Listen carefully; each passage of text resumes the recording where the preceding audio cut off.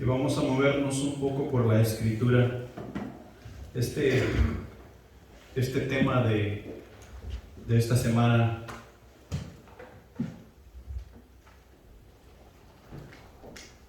si nosotros negamos o ignoramos que Jesús es el Rey que reina y que reinará, estamos en graves problemas. Cualquier persona que tiene un poquito de tiempo en la iglesia o que ha pasado tiempo en la iglesia se da cuenta de que Jesucristo es el Rey de Reyes y Señor de Señores, y no hay otro. Me ha sido bien difícil esta semana buscar un punto del cual despegar, porque iba y leía una escritura y esto está buenísimo, de aquí voy a despegar, y luego seguía buscando y seguía leyendo y encontré, esta está mejor, y luego seguía buscando y encontraba otra, no hombre, esta está mejor. ¿Y sabes cuál es la mejor de todas? Todas. Y aquí nosotros nos podemos pasar el día entero comentando, hablando del Rey de Reyes, del Señor de Señores, y no terminaríamos nosotros de alabar con su misma palabra al que es digno por los siglos de los siglos, a Jesucristo Rey y Señor. Ese Jesucristo Rey y Señor, hace unos 2000 años atrás, Él nació en Belén de Judea como un bebé que les fue dado a José y María, los padres que Dios eligió para traer a Jesucristo a la vida humana. Cuando este bebé nació, no nació en un gran palacio, no nació en un lugar de lujo, no nació en un lugar que tú y yo esperaríamos que naciera. Ni siquiera fue en una casa, sino que fue en un establo. Ahí entre el pasto, donde almacenaban el pasto para los animales, entre los animales. Y cuando Jesús nació, no había otro lugar donde ponerlo para que estuviera cómodo, sino que lo pusieron en un pesebre. He ahí el Rey de Reyes y Señor de Señores, acostado en un pesebre, esperando su tiempo para venir y dar su vida por cada uno de nosotros.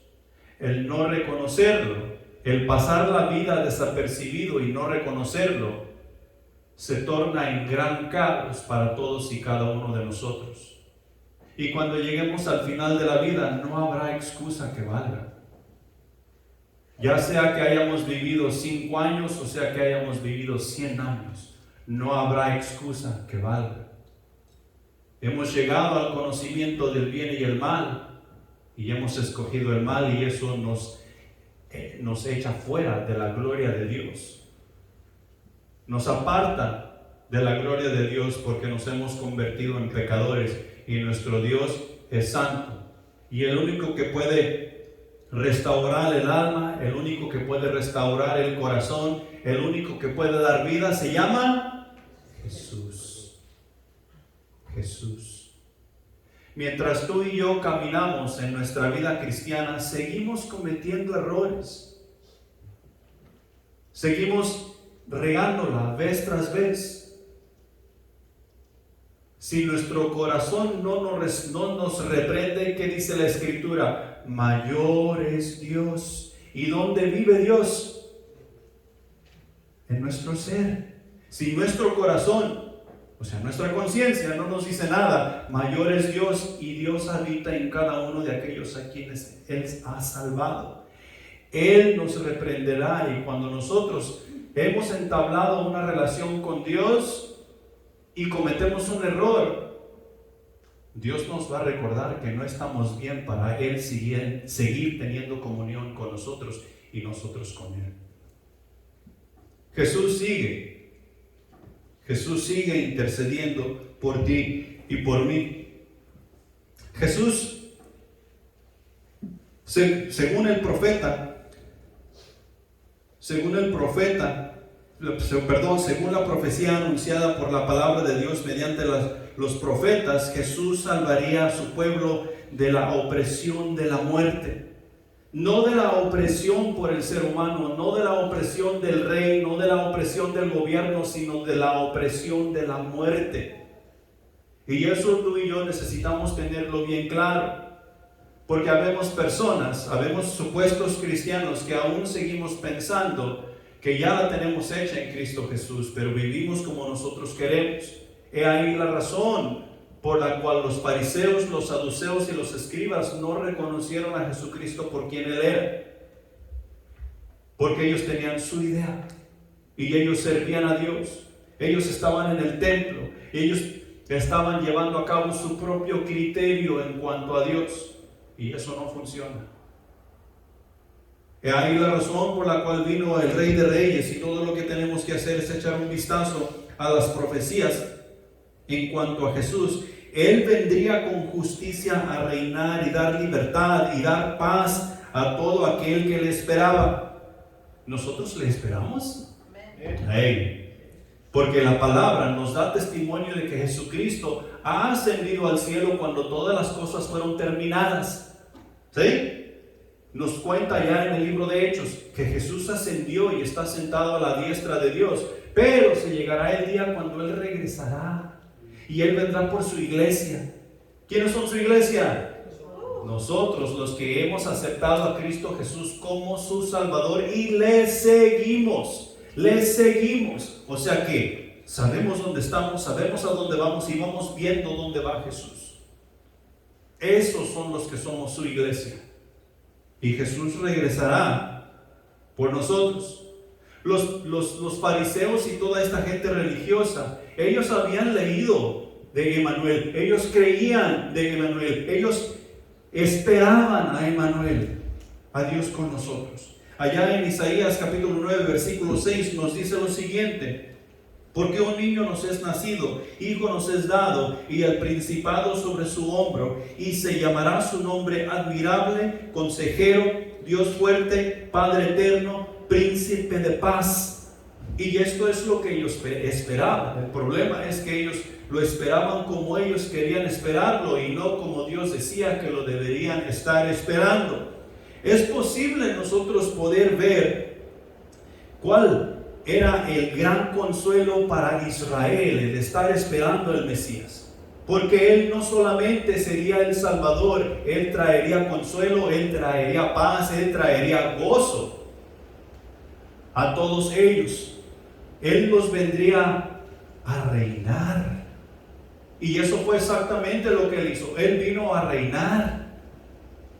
Y reina. ¿Dónde reina? ¿Dónde? Aquí estamos confundidos. Estoy oyendo diferentes respuestas. ¿Dónde reina Jesucristo? En nuestros corazones, mente, voluntad y emociones. En nuestros corazones, lo cual indica que tú y yo nos debemos apegar a sus reglas, estatutos, a sus mandatos, a su palabra, y debemos tratar de cumplirla al pie de la letra, sin pasar ningún acento, sin pasar ningún punto, sin pasar ninguna tilde, como dice Jesús. Debemos prestar atención a cada detalle. Y tú tal vez dirás: eso es imposible. Tal vez, pero eso no quiere decir que nosotros debemos dejar de hacer el intento de cumplir las palabras que Él nos ha dado. Mira, los estudiosos de aquel tiempo, puedo ver por qué tal vez ellos no creyeron y por qué estaban confundidos, porque Jesús nació en Belén. ¿Sí, verdad? Belén no es la gran ciudad. Belén no es, hoy en día todavía es un pequeño pueblo. Es un pueblito como de unos 11,000 habitantes. No es la gran cosa. Imagínate en aquellos tiempos. En aquellos tiempos tal vez es algo como lo que nosotros le podríamos llamar el rancho. ¿Dónde vas? Al rancho. ¿Sí? Y ahí es donde nació Jesús.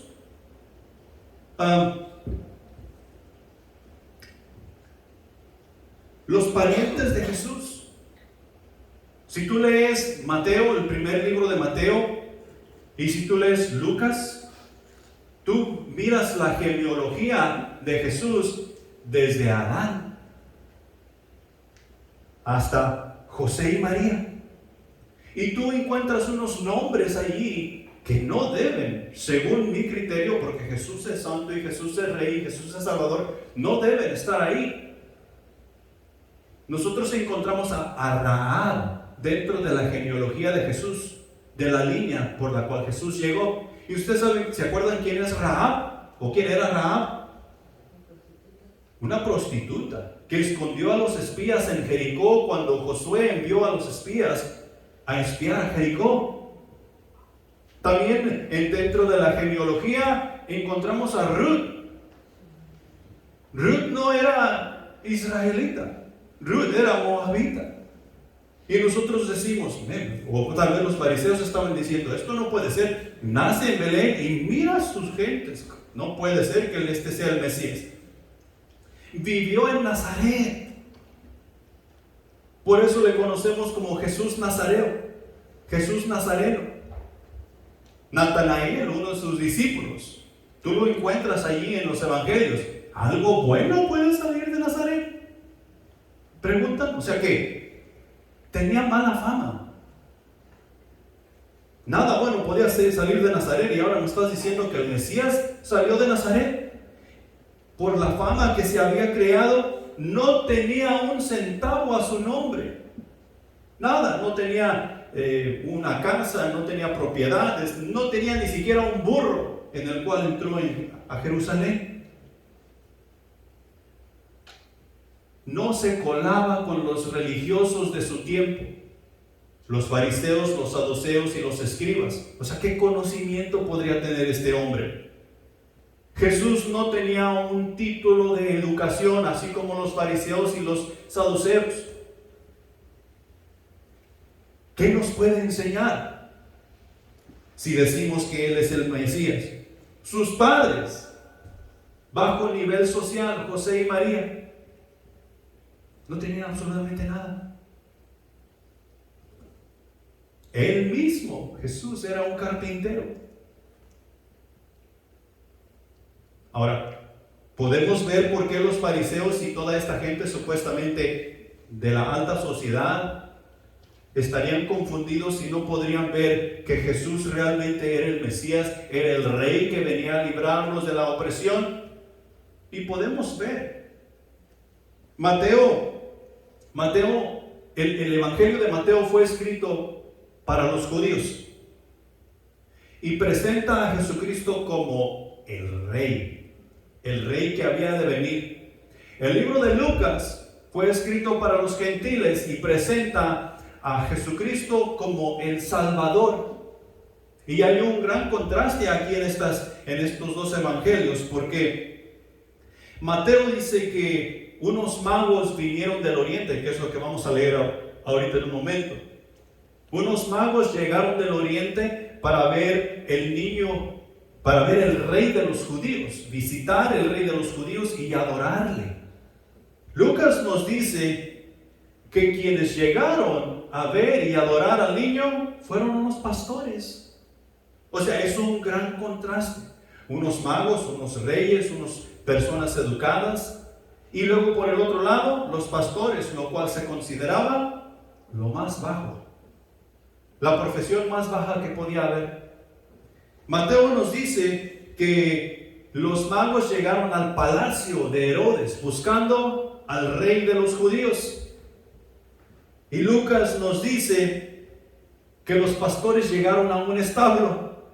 O sea, es un gran contraste. Mateo nos dice que los magos trajeron regalos dignos de un rey: mirra, oro y incienso. Y Lucas nos dice que Jesús recibió un pesebre para que pudiera descansar su cabeza. Mateo nos cuenta sueños. Dios se le revela en sueños a José y le dice: huye a Egipto. Dios se le revela en sueños a José y le dice: no temas recibir a María. Y Lucas nos presenta ángeles anunciando la llegada del Salvador a la tierra. ¿Y saben qué tienen estos dos evangelios en común? Al Rey. Así como Mateo presenta a Jesucristo como Rey para los judíos, Lucas está presentando a Jesucristo como Rey para los gentiles, para ti y para mí. Y a Jesucristo no se le dificulta salvar tanto a unos como a otros. Jesús no va a hacer diferencia entre unos y otros. Él se va a relacionar tanto con los judíos, así como se va a relacionar contigo y conmigo, para tener una relación especial, personal e íntima con cada uno de nosotros. Y así tú y yo poder llegar al Padre y gozar de su presencia por toda la eternidad. ¿Tú sabes qué tan larga es la eternidad? Mi mente no tiene la capacidad de ni siquiera comenzar a imaginarse. Pero sé y testifico que mi Rey vendrá. Y más nos vale estar listos. Mateo capítulo 2 versículos 1 y 2. Cuando Jesús nació en Belén de Judea en días del rey Herodes, vinieron del oriente a Jerusalén unos magos diciendo: ¿dónde está el rey de los judíos que ha nacido? Porque su estrella hemos visto en el oriente y venimos a adorarle. Una vez más. Cuando Jesús nació en Belén de Judea en días del rey Herodes, vinieron del oriente a Jerusalén unos magos diciendo: ¿dónde está el rey de los judíos que ha nacido? Porque su estrella hemos visto en el oriente y hemos venido a adorarle. Aquí nosotros podemos sacar un montón de información y podemos sacar un montón de puntos de los cuales nosotros necesitamos aplicar. Pero lo que yo quiero comunicarte hoy, que este pasaje nos está dando a entender, es que punto número 1, el niño se volvió rey. Aquel niño que los magos llegaron buscando para adorarle, es declarado rey en el mismo evangelio, en los mismos evangelios, en la misma escritura, y nos es dado a conocer como el Rey de Reyes y Señor de Señores. Y nosotros podemos ver un poco de su crecimiento si nosotros prestamos atención a los evangelios. Y no nos da mucha información de Jesucristo cuando Él era niño, cuando Él era joven. Cuando Él era joven no nos da nada de información en los evangelios. Lo último que nosotros sabemos es que Jesús tenía 12 años y que impactaba a los doctores de la ley con su sabiduría. Y de ahí en adelante nosotros no volvemos a saber de Jesús hasta cuando Él es bautizado y comienza su ministerio terrenal. Pero comienza con fuego. O sea, haciendo las cosas como Dios manda.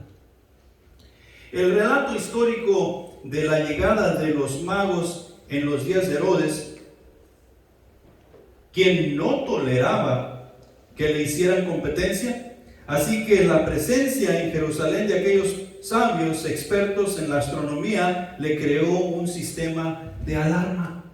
O sea que Herodes dijo: ¿quién es este individuo que viene a quitarme mi trono? ¿Quién es este que se hace llamar Rey de los Judíos? Porque Herodes, su reino, su palacio estaba en Judea. O sea, de la tribu de Judá, de allí de donde se gobierna Israel. Y esto es lo que pensó, y nosotros conocemos la historia.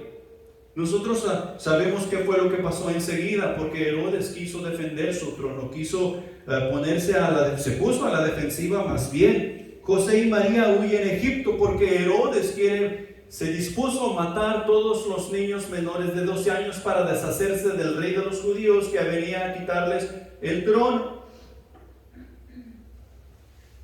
Y quienes llegaron a visitar a Herodes preguntando por el rey de los judíos,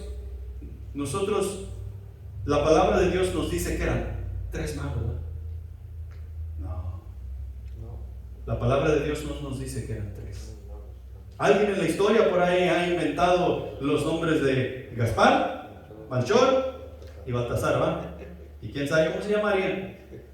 Pero realmente no creemos que 3 personas hubieran causado un gran caos con Herodes. Y estaba pensando yo, si estos hombres educados que venían del oriente trajeran con ellos tesoros para alabar y presentar al rey, ¿no correrían peligro que los asaltaran por el camino? Entonces ellos tendrían que venir bien asegurados, tendrían que traer una campaña de hombres con ellos para poder llegar a donde necesitaban llegar. Y sabemos que ellos venían del oriente, ellos vieron la estrella. Cuando ellos llegaron, Jesús ya no estaba en el pesebre. Jesús ya era un niño, no era un bebé.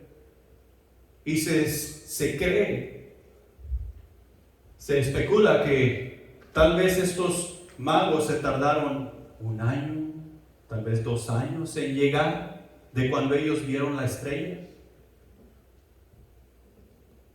Entonces esto fue grande, que causó que el rey Herodes se alarmara y hiciera todo ese alboroto que hizo, deshacerse de esos niños menores de 12 años, tratando de salvar su trono.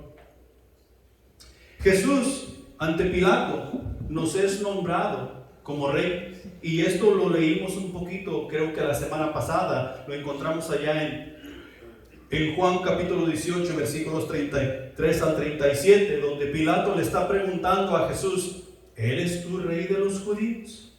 Y sabemos que Jesús le contesta, tú dices que yo soy rey, yo para esto he nacido.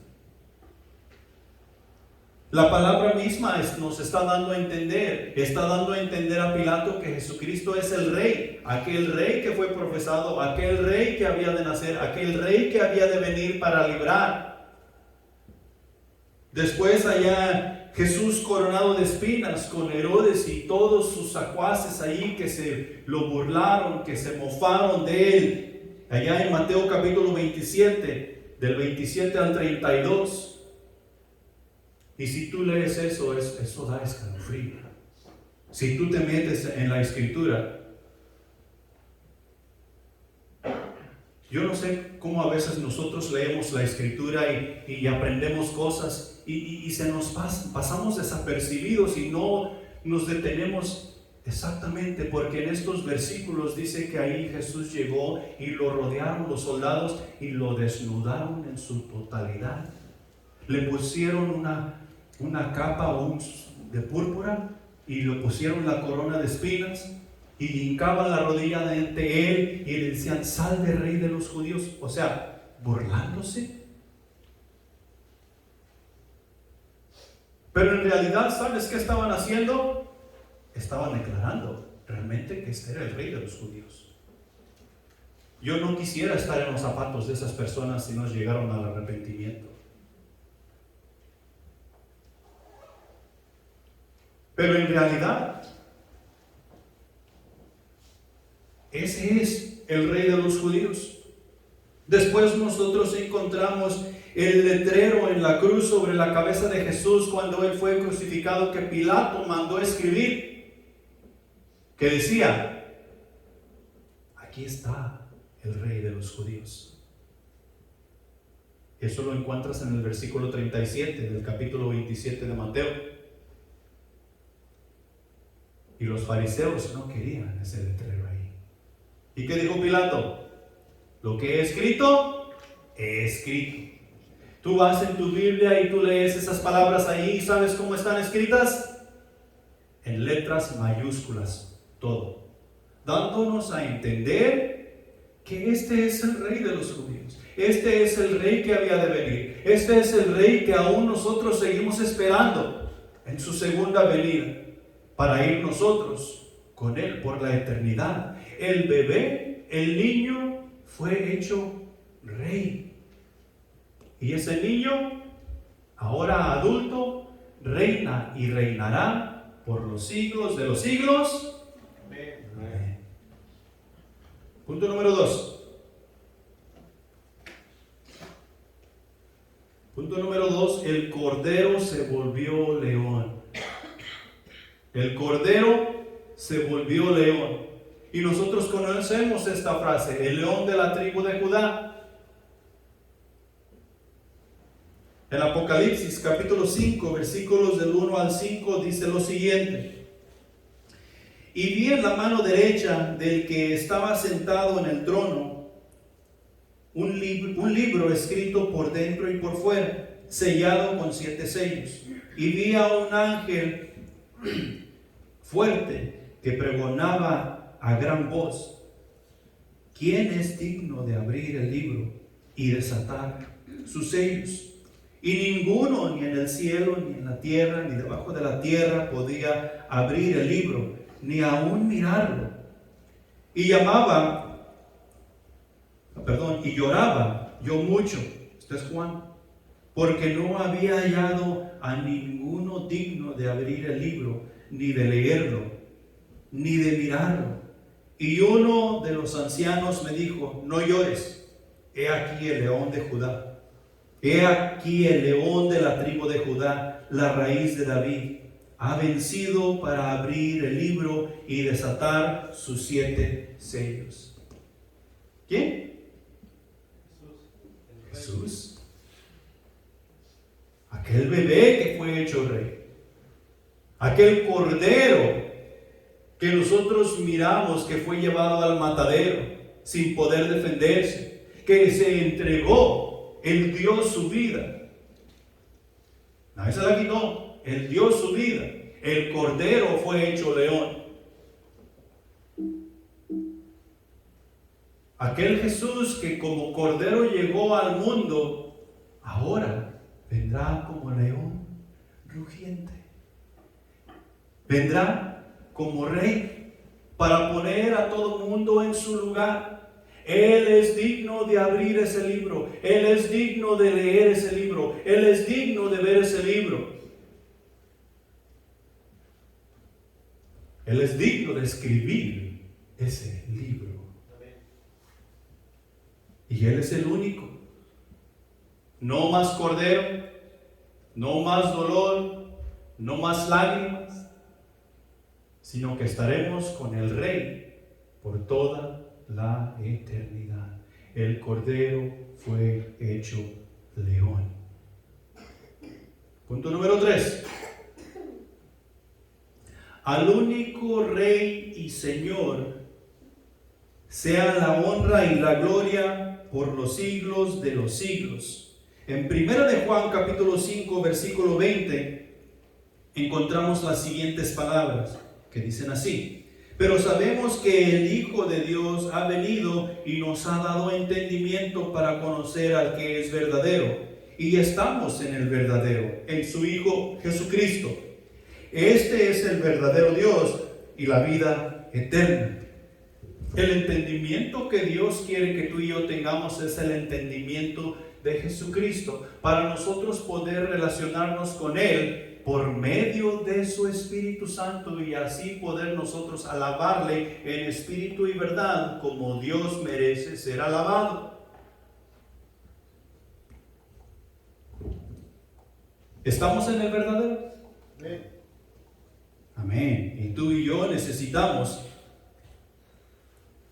seguir en el verdadero y así nosotros asegurarnos que tenemos la vida eterna. En Apocalipsis capítulo 19, versículos 11 al 16, quiero compartir contigo esta escritura.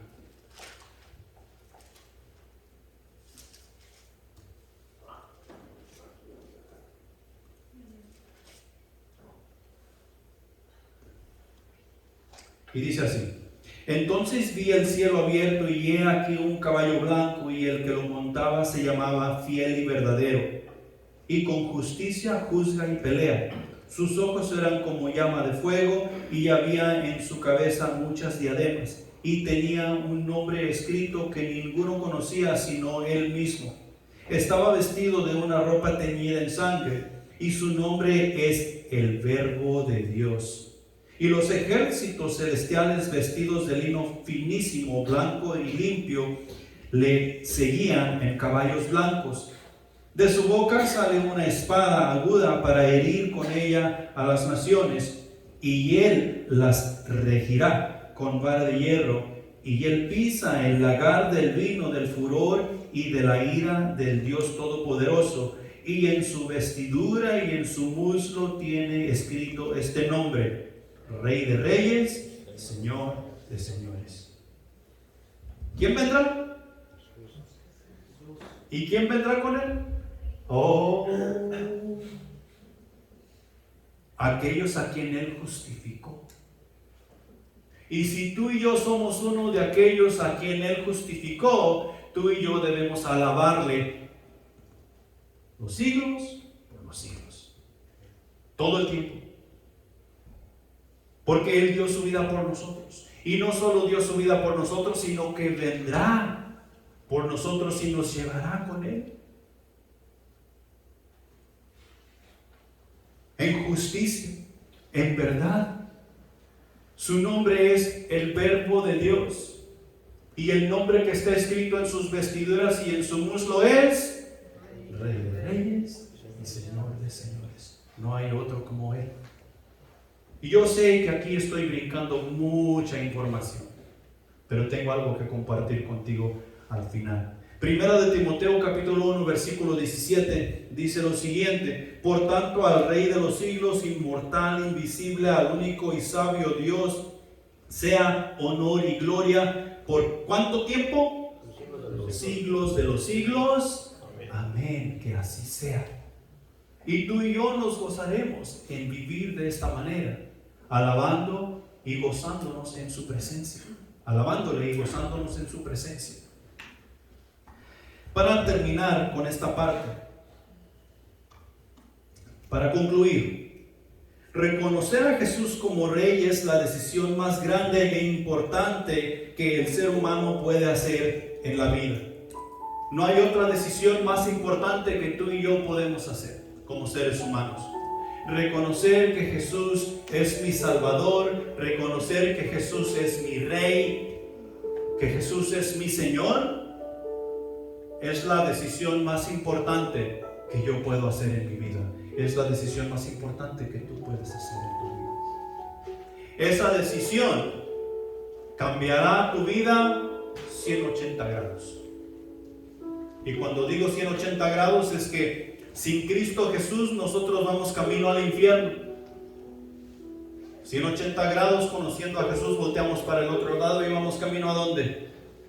A la eternidad, al cielo, con Cristo Jesús. Y mi recomendación para ti hoy es que tú te arrepientas de tus pecados, que tú confieses a Jesucristo como tu Salvador, y Él te recibirá. No importa la situación ni la condición, si tú confiesas que Jesucristo es el Señor, Él te recibirá y te dará vida eterna. Te llevará con Él cuando Él regrese.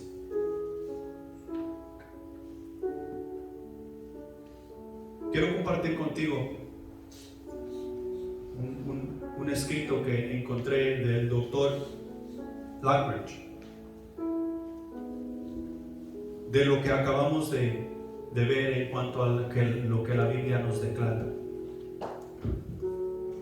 La Biblia dice que mi Rey es el Rey de los judíos, es el Rey de Israel, es el Rey de justicia, es el Rey de los siglos, es el Rey de los cielos, es el Rey de gloria, es el Rey de reyes y Señor de señores. Este es mi Rey. Y quiero preguntarte si tú conoces a mi Rey. La Biblia nos declara y nos sigue diciendo que mi Rey es un Rey soberano. No hay manera de medir su amor ilimitado. Él es perdurablemente fuerte, es totalmente sincero, es eternamente firme, es inmortalmente lleno de gracia, es imperialmente poderoso, es imparcialmente misericordioso. Y te vuelvo a preguntar, ¿lo conoces? La Biblia nos sigue declarando que Él es el mayor fenómeno que ha cruzado el horizonte de este mundo. Él es el Hijo de Dios. Él es el Salvador de los pecadores. Él es la pieza central de la civilización. Él es incomparable. Él no tiene precedentes.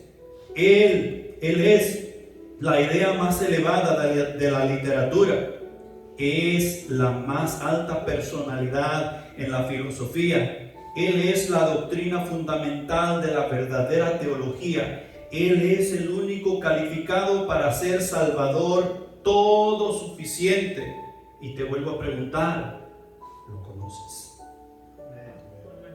La Biblia nos sigue declarando que Él suple de toda fortaleza a los débiles y está disponible para los tentados y los afligidos. Él se complace y salva.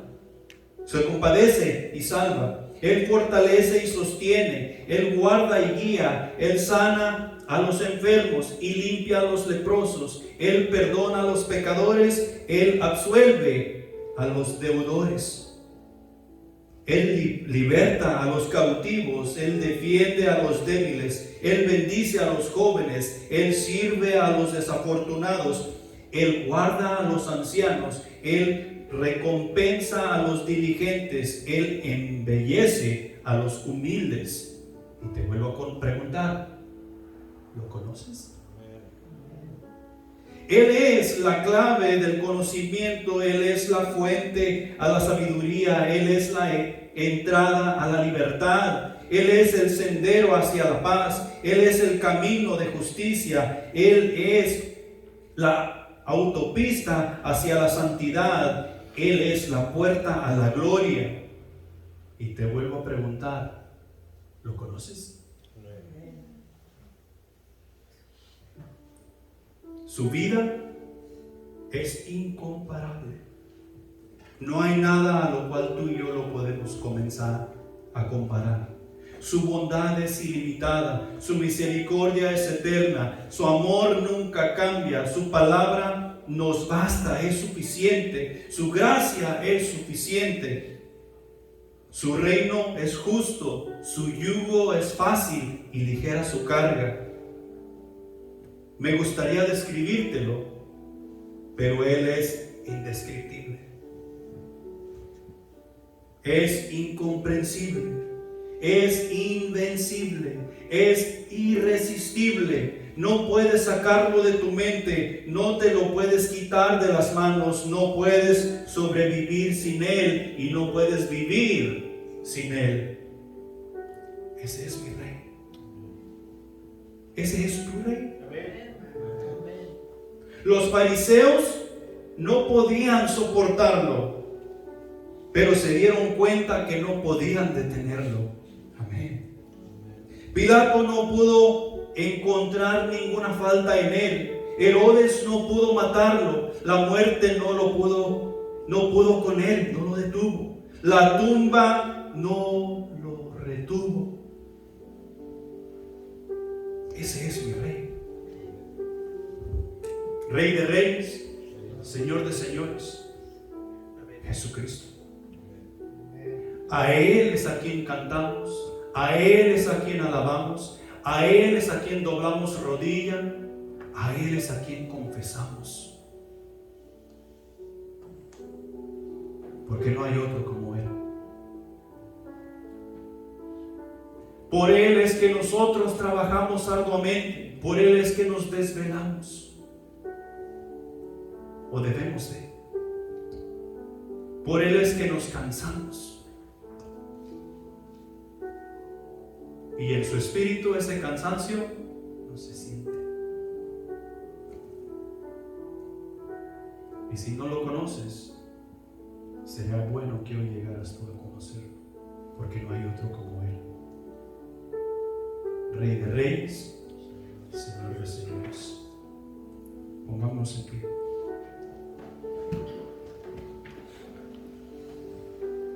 Padre Santo que estás en los cielos,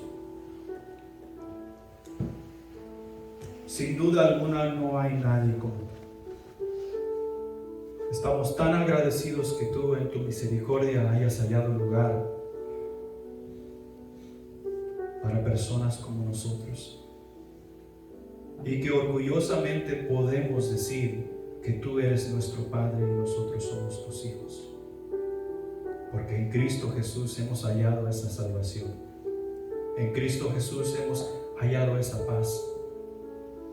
Y mi Señor, el diablo vendrá a nuestras vidas y nos querrá robar eso que tú nos has dado. Con mentiras, con desánimo, con pleitos y contiendas. Ayúdanos a anclarnos a tu palabra, en tu palabra, sabiendo que lo que tú nos has dado no nos lo puede quitar nadie. Ni tribulación, ni angustia, ni la muerte. Sabiendo que en Cristo Jesús estamos eternamente seguros. Ayúdanos como tus hijos a mostrar ese amor en nuestros corazones que tú has depositado, amándonos los unos con los otros, exhortándonos los unos con los otros, testificando al mundo que Jesucristo es el Rey, que Jesucristo es el Señor, que Él es el Salvador de las almas. Mi Señor, sin ti no tenemos a dónde ir. Sin ti no tenemos nada. Si tú estás en nuestras vidas, sabemos a dónde ir y lo tenemos absolutamente todo. Gracias por mis hermanos que están aquí reunidos, mi Señor. Bendice a cada uno de ellos, especialmente en esta tarde que estaremos con familiares y amigos. Que cuidemos nuestro testimonio. Que cuidemos presentar a Cristo Jesús como el Señor y como el Rey, para que ellos puedan ver la diferencia y el Espíritu Santo les pueda testificar. Gracias, mi Dios, por lo bueno y maravilloso que has sido. Y mi Dios, si hay alguien en este lugar que necesita reconciliarse o necesita aceptarte como Salvador, que no se vaya de aquí sin buscar ayuda, sin buscar consejo. Tu palabra es fiel y verdadera y necesita fermentar en nuestros corazones. Despídenos en paz, mi Señor, y ayúdanos a enfocarnos en el siguiente paso que daremos aquí para despedirnos en servicio.